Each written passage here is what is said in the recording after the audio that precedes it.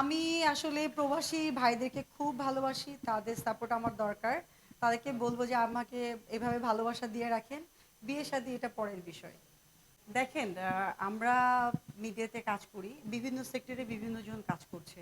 সেক্ষেত্রে দেখা গিয়েছে আমাদের দেশের বাইরেও কিন্তু অনেক নায়ক-নায়িকা বিভিন্ন তাদের প্রফেশনের ক্ষেত্রে বিভিন্ন ড্রেস পড়ছে। তো বাংলাদেশে আমরা মডেল বলেন বা যে নায়িকা বলেন যে প্রফেশনের ক্ষেত্রে ড্রেস পড়ছে। তো ড্রেস পরার আসলে স্বাধীনতা থাকা আসলে সবারই দরকার আমি এটা মনে করি। হ্যাঁ, তবে অনেকেই মানে ড্রেস নিয়ে অনেক কথা বলে। তো আমি বলব আসলে অনেক সাবজেক্ট আশেপাশে দেশে অনেক পরিস্থিতি খারাপ যাচ্ছে। ওগুলো নিয়ে আমরা চিন্তা করি। আমরা মিডিয়াতে কাজ করি। তো বিভিন্ন ক্যারেক্টারের ক্ষেত্রে আমরা বিভিন্ন রকম ড্রেস পরি। আমি নেগেটিভ ভাবে না দেখে বলব কি আপনারা পজিটিভ ভাবে দেখেন। আচ্ছা, বিয়ে এটা একটা পার্সোনাল বিষয়। আমাকে সবাই পছন্দ করুক আমি চাই। বিয়ে-শাদী কখন করব বা বিয়ে বিয়ের বিষয় নিয়ে আর কিছু কথা বলতে চাই না। আমি আসলে প্রবাসী ভাইদেরকে খুব ভালোবাসি। তাদের সাপোর্ট আমার দরকার। তাদেরকে বলব যে আমাকে এভাবে ভালোবাসা দিয়ে রাখেন।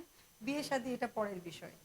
প্রথমত অ্যাডolf খান হলো আমার ফ্রেন্ড পড়ে। আগে উনি হলো টিচার, হ্যাঁ? তো টিচার হিসাবে আমি তো তাকে অবশ্যই সুদর্শন মানে ভালো কোরিওগ্রাফার হিসাবে চিনি। কিন্তু সুদর্শন কেন কে বলেছে আমি জানি না। তবে অবশ্যই সে সুন্দর। সে কি শাকিব খানের চাইতেও সুন্দর? না, না, না, না, না, না, না, না। শাকিব খান আরো যারা ইন্ডাস্ট্রিতে মডেল আছে, নায়ক আছে তাদের ব্যাপারটা আলাদা। আর অ্যালডব খান হলো ওই যে কোরিওগ্রাফার হিসেবে কাজ করছে এবং তার নিজস্ব ডিজাইনে নিজেকে প্রেজেন্ট করে। সেক্ষেত্রে তার প্রতিভাকে আমরা বলছি যে সে বেস্ট কোরিওগ্রাফার এটা বলেছি।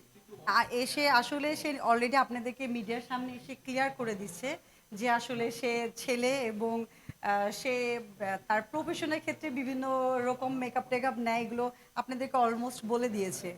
ঠিক না? আমিও আপনাদের মিডিয়ার মাধ্যমে নতুন এই ব্যাপারটা জানলাম।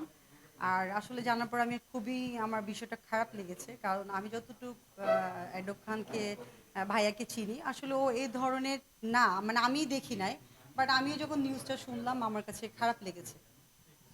আসলে মানুষের কিছু মুদ্রা দোষ থাকে। হ্যাঁ, সেটা হয়তোবা আমার মুদ্রা দোষ এইটা যে আমি ওয়াও বলে ফেলি। এই তো। আচ্ছা আমি বলি, আমি আপাতত বড় পর্দায় আমার কাজ করার ইচ্ছা নাই। যদি ভালো কিছু আসে তখন চিন্তা করে দেখব। আমি আপাতত হোস্টিং, ফটোশুট অ্যান্ড প্রমোটিং এগুলো নিয়ে কাজ করছি। আপনারা দেখছেন আমি এগুলো নিয়েই মূলত কাজ করছি। আর ভালো কোনো যদি প্রপোজ আসে আমার মনে হয় যে আসলে আমার সঙ্গে যায়, তাহলে অবশ্যই আমি এটা করব। আমি আজকে কিন্তু খুব সিম্পল একটা মেকআপ করেছি। বেশি সময় লাগেনি হয়তো বা 30 মিনিট।